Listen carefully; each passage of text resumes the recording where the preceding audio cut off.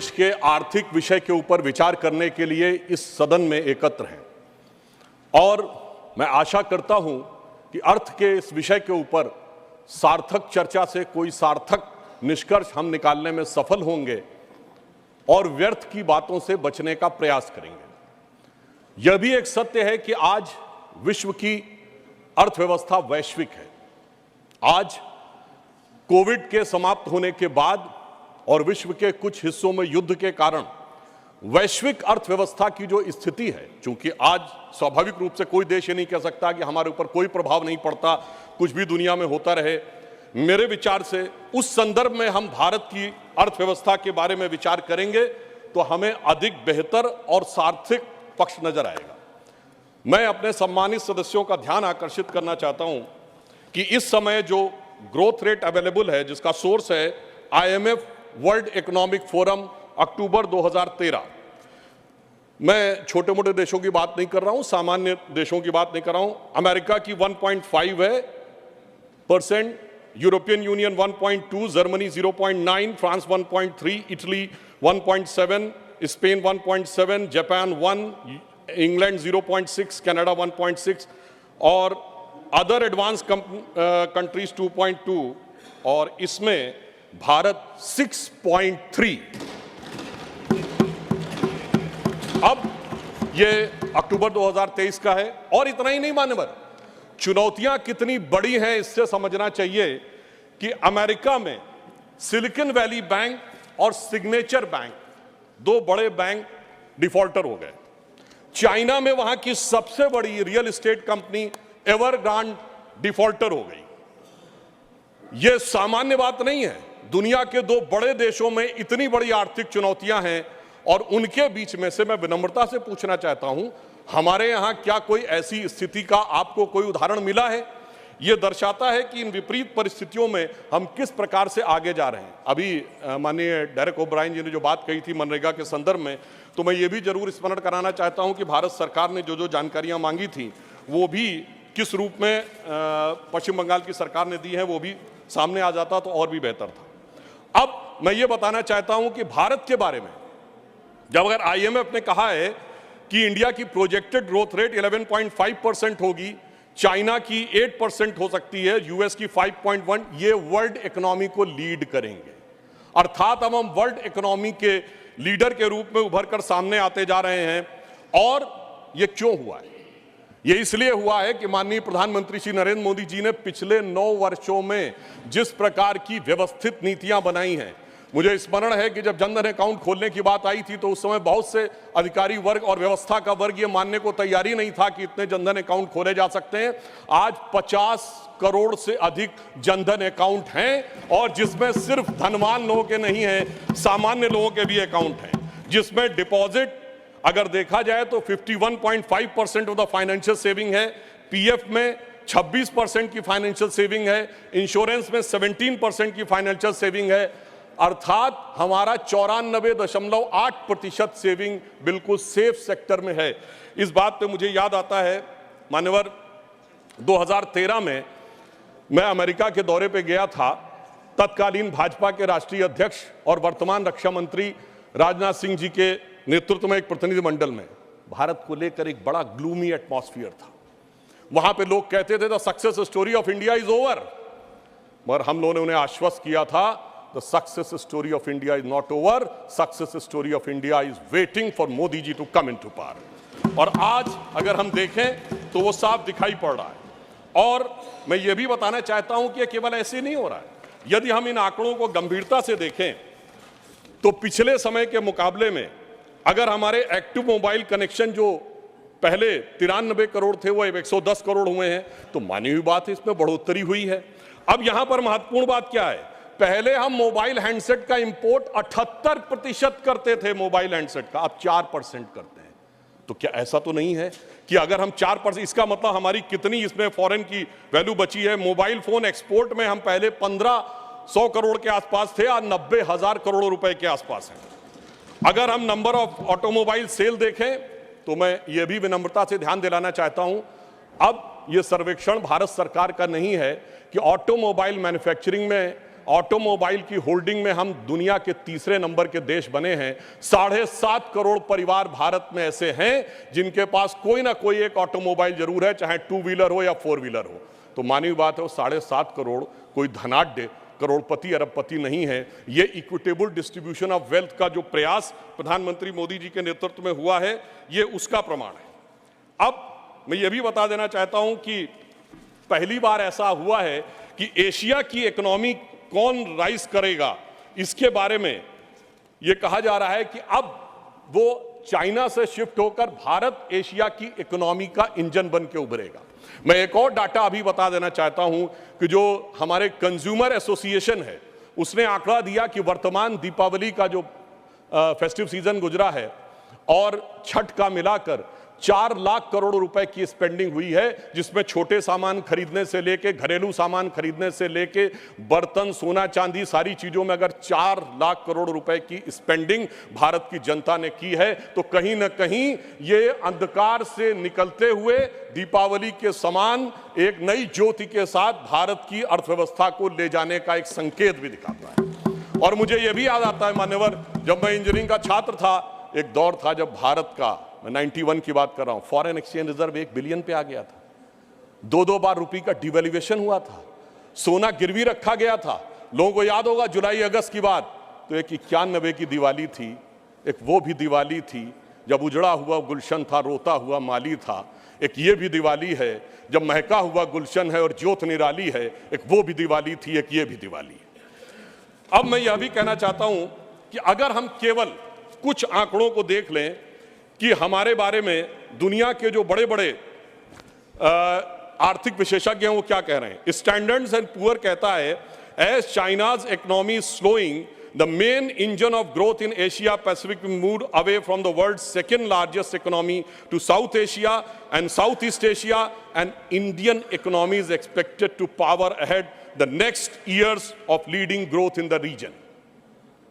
Morgan Stanley अपनी report में कहता है, जो पहले कहता था, the famous Morgan Stanley report in January 2014, जिसमें उसने कहा था कि India has fallen into fragile 5। और द सेम मॉर्गन स्टैनली इन अक्टूबर 2013 कहता है, describes India at its most preferred emerging market and increase its overweight stance in Indian equities. यानी वही जो कहता था कि हमारी अर्थव्यवस्था डूबने के कगार पे है, वो अर्थव्यवस्था अब हमारी उभरने के कगार पे उभरती हुई दिखाई पड़ रही है। Global economy is getting weaker and there are only a few bright spots such as US and India, says chief economist of the World Bank. A working paper released in April 2023 says, stacking up the benefits lessons from the Indian digital journey. इसका मुख्य कारण उन्होंने बताया है कि प्रधानमंत्री श्री मोदी जी के नेतृत्व में जो डिजिटल ट्रांसफॉर्मेशन हुआ है, उसने भारत को एक नए स्वरूप में पहुंचाया है। और इसीलिए यह कहा है आईएमएफ ने कि इंडिया एक फास्टेस्ट ग्रोइंग इकोनॉमी के रूप में आगे बढ़ रहा है। और यह केवल ऐसे ही नहीं हुआ है। अगर आपने देखा कि लास्ट मंथ में फिच ने अपनी रेटिंग भारत की एक्सपेक्टेड ग्रोथ रेट 5.5 से बढ़ाकर 6.2 कर दी और चाइना की 5.2 से घटाकर 4.5 कर दी। इसीलिए मैं सिर्फ मेजर इकोनॉमी से कंपैरिजन कर रहा हूं। यह दर्शाता है कि दुनिया किस हालात में है और मोदी जी के नेतृत्व में हम किस हालात में हैं, इसे समझने की जरूरत है। और यह क्यों हुआ? क्योंकि हमारी वित्तीय नीतियां बहुत सार्थक और व्यवस्थित ढंग से आगे बढ़ी। सबसे ज्यादा इंफ्रास्ट्रक्चर अगर आप देखेंगे बजट में, तो इंफ्रास्ट्रक्चर में हुआ। रेल, रोड, पोर्ट्स बने। गरीब कल्याण के लिए चाहे 80 करोड़ लोगों को कोविड के दौरान धन देने की जरूरत नहीं, मैंने कहा अनाज देने की जरूरत पड़ी। कई बार लोग प्रश्न करते हैं इसकी क्या जरूरत थी। मान्यवर, जब सप्लाई चेन्स खत्म हो गई थी, अगर आप किसी को पैसा दे देते तो वो चीज की व्यवस्था करता कहां से, इसलिए वो अनाज पहुंचाने की व्यवस्था थी।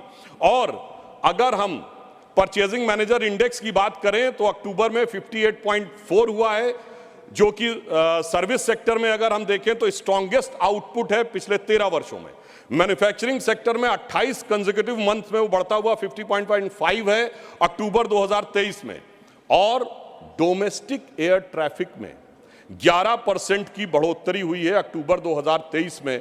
अब मैं अपने विपक्ष के सम्मानित सदस्यों के संज्ञान में लाना चाहता हूं, अगर एयर ट्रैफिक में बढ़ोतरी हो रही है तो मानी हुई बात है अर्थव्यवस्था में कुछ ना कुछ सुधार दिखाई पड़ रहा होगा, इसी कारण से यह दिखाई पड़ रहा है। सितंबर 2023 में जो इंडस्ट्रियल प्रोडक्शन है वो 5.8% की ग्रोथ के साथ लगातार ग्रोथ कर रहा है, जो अगस्त के अनुसार, अगस्त की तुलना से अगर पूरे देखें तो विगत 14 महीनों में सबसे अधिक है।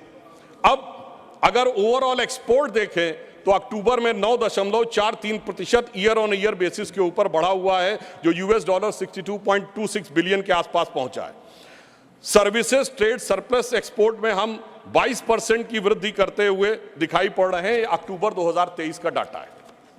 परंतु हम आए किस चुनौती से, यह भी ध्यान रखना चाहिए। बैंकिंग सेक्टर में एक बहुत बड़ी चुनौती थी, वो चुनौती ये थी कि उस जमाने में जितने नॉन परफॉर्मिंग एसेट्स थे, बैंकों को जो लोन दिए गए थे, वो हमारे लिए एक बहुत बड़ी चुनौती थी और एनपीए 2014-15 के टाइम में बहुत तेज गति से आगे बढ़ रहा था। अब आईएमएफ प्रोजेक्ट करता है कि इंडिया की ग्रोथ भी आगे बढ़ रही है, हमारा बैंकिंग सेक्टर काफी बेहतर तरीके से आगे बढ़ता हुआ दिखाई पड़ रहा। मैं इस संदर्भ में एक कोट करना चाहता हूं, मान्यवर, ये मैं नहीं कह रहा हूं, पिछली सरकार, बाद में हमारी सरकार में भी रहे, 2018 में अपने एक साक्षात्कार में रघुराम राजन जी ने कहा था, non performing assets bomb on Modi one regime, even though the Rajan said that the lending banks of 2006 to 8 was the origin of the bad loans which was in the UPA government। ये रघुराम राजन जी ने कहा कि 2006 से 8 के बीच में जो bad loans दिए गए उसके लिए भले ही आज, और ये नवंबर 2018 को उन्होंने एक साक्षात्कार दिया है, उसमें आया है। इसलिए हमने आज स्थिति ये की कि जन जन तक उस धन को पहुंचाया, उसको सुरक्षित किया और जन कल्याणकारी कार्यों में उसको स्थापित करने का प्रयास किया। और आज आप देखिए, पब्लिक सेक्टर बैंक्स ने 1 लाख करोड़ रुपए का रिकॉर्ड प्रॉफिट अर्जित किया है फाइनेंशियल ईयर 2022 और 23 में। यानी कहां वो बैड लोन्स में दबे जा रहे थे और कहां वो रिकॉर्ड प्रॉफिट करते हुए नजर आ रहे हैं। और state bank of India, SBI, जिसके बारे में भी मात्र चंद महीने पहले की तो बात है, जो कहा जाता था कि साहब ये खराब हो गया, डूब गया, वगैरह वगैरह, आज स्थिति यह है कि SBI has become the most profitable company in the India and as per the recent quarterly result in quarter first of 2033-34 SBI has earned a profit of 18,537 crores। यानी ये जो है प्राइवेट और सरकारी दोनों के हिसाब से ये सबसे अधिक आया है। और कहां हम कर्ज के अंधेरे में डूबे थे और आज मोदी जी ने उसे कर्ज के अंधेरे से निकालकर बैंकिंग व्यवस्था को जन कल्याण के सवेरे तक लाने में सफलता हासिल की है। और अगर हम पिछले समय में देखें तो ट्विन बैलेंस शीट जो बैंक्स एडॉप्ट करते थे वो अपने आप में एक समस्या थी, परंतु वित्त मंत्री जी के नेतृत्व में जिस प्रकार के प्रावधानों में परिवर्तन किया गया, उस कारण से अब ये ट्विन बैलेंस शीट एक नए समाधान के रूप में आगे बढ़ रही है। आज अगर देखा जाए तो हम 2 लाख करोड़ रुपए के वर्थ के इलेक्ट्रॉनिक मैन्युफैक्चरर एक्सपोर्ट कर रहे हैं। अब भारत 1500 से अधिक ग्लोबल कैपेसिटी सेंटर्स का केंद्र बनता जा रहा है। नाउ मैं ये कोट करना चाहता हूं कि India is the most preferred location for shared global services, ये डेलॉयट ने 2003 में कहा है। और हमारी सरकार ने कुछ महत्वपूर्ण निर्णय लिए, जैसे रेट्रोस्पेक्टिव टैक्सेस को रिपील किया। रेट्रोस्पेक्टिव टैक्सेस के कारण जो एक अनसर्टेनिटी बनी रहती थी अर्थव्यवस्था को लेकर, वो समाप्त हुई। और जहां तक गरीबी और पॉवर्टी की बात करते हैं तो यूएनडीपी की 2022 की रिपोर्ट को मैं कोट करता हूं, the relative reduction from 2015-16 to 2019-21 was faster, it is 11.9% year as compared to the previous time। यानी मोदी जी की सरकार आने के बाद गरीबी उन्मूलन बहुत तेज गति से हुआ, ये यूएनडीपी की रिपोर्ट कह रही है, ये हम नहीं कह रहे हैं। और आईएमएफ का ये कहना है कि extreme poverty was maintained below 1% in 2022 because of प्रधानमंत्री गरीब कल्याण योजना। यानी वो साफ मान रहे हैं कि प्रधानमंत्री जी ने जो योजना बनाई उस कारण से, जिसको हम गंभीर कहते हैं, गंभीर गरीबी कहते हैं, वो 1% से नीचे पे आई है। अब IMF की चीफ क्रिस्टिना जॉर्जिएवा ने अभी कहा है, एक साल पहले उन्होंने कहा, India deserve to be called as the bright spot and otherwise the dark horizon because it has been the fast growing economy even during this difficult time and most importantly this growth is underpinned by structural reforms. यानी IMF chief ये बात की तस्दीक कर रही हैं कि मोदी जी के नेतृत्व में जो आधारभूत संरचनागत परिवर्तन हुए, उसी कारण से भारत एक ब्राइट स्पॉट के रूप में उभरता हुआ दिखाई पड़ रहा है। और जो इन्फ्लेशनरी प्रेशर्स हैं उसको देखते हुए भारत ने तुलनात्मक दृष्टि से महंगाई पर सबसे बेहतर नियंत्रण पाने में सफलता हासिल की है। ये कौन कह रहा है? ये कह रहे हैं mister Noel Quinn, who is a group chief executive of the HSBC, और ये उन्होंने 2022 में कहा। मैंने इसीलिए सिर्फ वो बातें कोट करने का प्रयास किया जिनके के द्वारा ये समझा जा सके कि किस प्रकार से अर्थव्यवस्था की इन चुनौतियों में हम क्रमशः आगे बढ़ रहे हैं।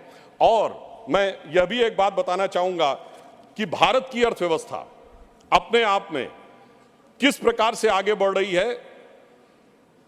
मैं एक कोट करना चाहता हूं, एक नोबेल प्राइज विनर हैं, स्टैनफोर्ड यूनिवर्सिटी के professor, his name is Michael Spence, जिन्होंने 2022 में कहा, quote, the global economy is undergoing a regime change today.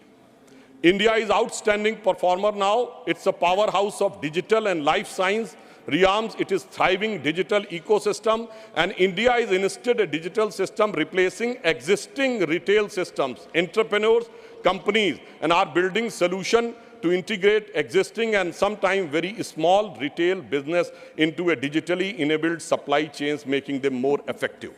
अर्थात विश्व का जो आधुनिक सप्लाई चेन व्यवस्था है, जो आधुनिक इंफ्रास्ट्रक्चर है, उसको मोदी जी के नेतृत्व में जो डिजिटल ट्रांसफॉर्मेशन हुआ है, उसने एक बड़ा परिवर्तन लाने की स्थिति बनाई है। अब मैं यहां पर यह कहना चाहता हूं कि वर्तमान समय में यदि हम देखें तो हमने उस जिम्मेदारी का निर्वाह किया है कि गरीब के पास जरूरत पड़ने पे जीवन की आवश्यकताएं भी रहीं, विकास के नए सोपान भी बनते रहे, रेलवेज का मॉडर्नाइजेशन हो, 90% से अधिक इलेक्ट्रिफिकेशन हो गया हो, 70 से अधिक एयरपोर्ट बन गए हो, भारत चीन सीमा के ऊपर हैवी इंफ्रास्ट्रक्चर का निर्माण हो, वो भी किया है। कोविड वैक्सीन भी सबके लिए उपलब्ध कराया है। और इसके बावजूद आज पहली बार ऐसा मौका है जब G20 और G7 कंट्रीज में हम दुनिया में सबसे बेहतर स्थिति में नजर आ रहे हैं। मुझे लगता है कम से कम ईमानदारी से इस बात को समझने का प्रयास करना चाहिए। परंतु ये जानते हैं क्यों हुआ है? कारण यह है कि प्रधानमंत्री श्री नरेंद्र मोदी जी इस बात को भली भांति उन्होंने समझा कि उनका धन को किस मार्ग से व्यय करना चाहिए। मैं कोट करता हूं, हमारे धर्मशास्त्रों में कहा गया है, धनात् धर्मः तथा सुखम। धन वही सुख का कारक होता है जो धर्म के मार्ग से व्यय होता है। यानी जो जिसका धर्म है उसको सही दिशा में, गरीब के लिए, विकास के लिए। मगर क्या बताएं मान्यवर, जो लोग धर्म के समूल नाश का संकल्प लेते हो, उनके लिए जो संपत्ति है वो भी विपत्ति बन जाती है और वो सुख कारक बनने के रास्ते पर नहीं चल पाती है। परंतु मैं कहना चाहूंगा कि मोदी जी के नेतृत्व में उन्होंने जैसी युक्ति बनाई है, उस कारण से जो आर्थिक विपत्ति थी वो अब संपत्ति की तरफ बढ़ती हुई नजर आ रही है। अब यहां पर मैं एक और बात भी कहना चाहूंगा मान्यवर, कई बार लोग ये कहते हैं कि साहब आप लोग आर्थिक विषय की बात करते हैं, मगर मैं ध्यान दिलाना चाहूंगा कई बार आर्थिक विषयों की बात करते करते लोग किसी दूसरे विषय पे चले जाते थे। मैं ये याद दिलाना चाहता हूं कि एक दौर था मान्यवर जब भारत की अर्थव्यवस्था का मजाक उड़ाया जाता था। क्या कहा जाता था? ये 2% से ऊपर कभी ग्रो ही नहीं कर सकते। इसको कहा जाता this is a Hindu growth rate. ये कह के हमारा मजाक उड़ाया जाता था कि ये कभी 2% से ऊपर ग्रो नहीं कर सकते मान्यवर। मगर जब से हम लोग आए हैं, यानी जो लोग कहते हैं कि उन्हें हिंदू ग्रोथ रेट ज्यादा अच्छी लगती थी, अब ये 7.8% की हिंदुत्व की ग्रोथ रेट है, क्योंकि अब वो लोग आए हैं जो हिंदुत्व में विश्वास करते हैं। और मैं ये भी एक याद दिलाना चाहता हूं, इसे कोई संयोग माने या दैव योग माने, मान्यवर जब भारत स्वतंत्र हुआ, इस बार की दीपावली के लिए मैं एक और बात भी कहना चाहूंगा, एक नया परिवर्तन भारत का जानते कैसे आया? ये सब कुछ जनता के सहयोग, समर्थन और मोदी जी की युक्ति के साथ तो हो ही रहा है। एक नया स्वरूप भी भारत का उभर रहा है। वो क्या है? जब मान्यवर देश आजाद हुआ तो उस समय भारत की अर्थव्यवस्था पे ताला लगा हुआ था। हमारे तुरंत विपक्षी लोग कहते साहब कुछ था नहीं, बहुत कुछ हम कर नहीं सकते थे। और जब ताला खुला उस समय श्री राम लला विराजमान भी ताले में ही थे। जैसे ही राम मंदिर का आंदोलन शुरू हुआ, अर्थव्यवस्था के अंदर भी नया परिवर्तन शुरू हुआ। 90 से 92 का ही दौर है अर्थव्यवस्था में भी बदलाव का, भारत की अर्थव्यवस्था के खुलने का, भारत की राजनीति की व्यवस्था के भी बदलने का। और यही वो दौर है जिस समय विवादित ढांचा भी गिरा और नेहरूवियन मॉडल भी समाप्त हुआ। यानी अगर आप देखें तो वो दौर था जब फॉरेन एक्सचेंज रिजर्व भी 1 बिलियन पे था। परंतु मैं ये याद दिलाना चाहता हूं, कुछ लोग लगेगा ये तुलना है क्या, तो मैं ये भी याद दिलाना चाहता हूं, उसके बाद एक बड़ा दौर आया जब 2003-4 में, आप याद करिए, हम करंट अकाउंट सरप्लस कंट्री बने। 2003-4 के चौथे क्वार्टर में हम सबसे तेजी से बढ़ने वाली अर्थव्यवस्था हुई और इंडिया सक्सेस स्टोरी 2003-4 में कही जाने लगी। यही वो दौर था जब खुदाई हुई और 70 खंबे निकले थे, जहां से साबित हो गया था कि श्री राम लला विराजमान के पास ही वो मंदिर है। अब आप आइए साहब, उसके बाद 2019 में जब जजमेंट आया तो तब 1 बिलियन था, जब खंबे निकले तो फॉरेन एक्सचेंज रिजर्व 100 बिलियन था, अब मोदी जी के नेतृत्व में 500 बिलियन पहुंच गया। और इतना ही नहीं मान्यवर, अब जब राम मंदिर बनने जा रहा है तो हम 5वीं बड़ी अर्थव्यवस्था है, चौथे बड़े स्टॉक एक्सचेंज है, तीसरे बड़े ऑटोमोबाइल मैन्युफैक्चरर हैं, दूसरे बड़े मोबाइल के मैन्युफैक्चरर हैं, इंफ्रास्ट्रक्चर में इन्वेस्ट करने वाले हम नंबर 1 के देश हैं और चांद के छूते कोने को छूने वाले देश भी बन गए। और अब अगर आप देखें तो हम G20 में सबसे ऊपर बढ़ते चले जा रहे हैं। ये कह के मैं सिर्फ ये बताना चाहता हूं, कुछ ऐसे संयोग होते हैं जिनको देखने के लिए एक अलग दृष्टि चाहिए, जिसके लिए रामचरितमानस में एक चौपाई है कि सुमति कुमति सबके उर रही, यानी अच्छी मति और बुरी मति सबके मन में रहती है। नाथ पुराण निगम यह कहीं, ये पुराण और उपनिषद ये बताते हैं। और जहां सुमति तहां संपत्ति नाना, जहां कुमति तहां विपत्ति निधाना। तो इसलिए जो जो हम धनात धर्मात तथा सुखम की दृष्टि के साथ संपत्ति बढ़ते गए, वहां इस देश में संपत्ति आती गई। On the lighter note and on the serious note मैं ये भी कहना चाहूंगा, हम सब चाहते हैं कि भारत वर्ल्ड की नंबर 1 की इकोनॉमी बने और मां लक्ष्मी की कृपा इस देश पे बनी रहे, पर मां लक्ष्मी भी कमल पर ही विराजती हैं। और मैं अंत में ये कहना चाहता हूं कि इस बात को भली भांति समझ लीजिए, आप जितने आरोप प्रत्यारोप मोदी जी के ऊपर लगाते हैं, आप देखिए पूरी दुनिया में एक सुनामी आई हुई है। चाइना, अमेरिका जैसे देश जूझ रहे हैं। ब्रिटेन में यह कहा जाता है कि जब जाड़े का मौसम आ गया है कि they have hardly money either to heat और टू ईट, यानी या तो खा लो या बिजली का बिल पेमेंट कर लो। उस दौर में, मैं अगल बगल वालों की बात नहीं कर रहा हूं कि श्रीलंका और पाकिस्तान में क्या हो गया।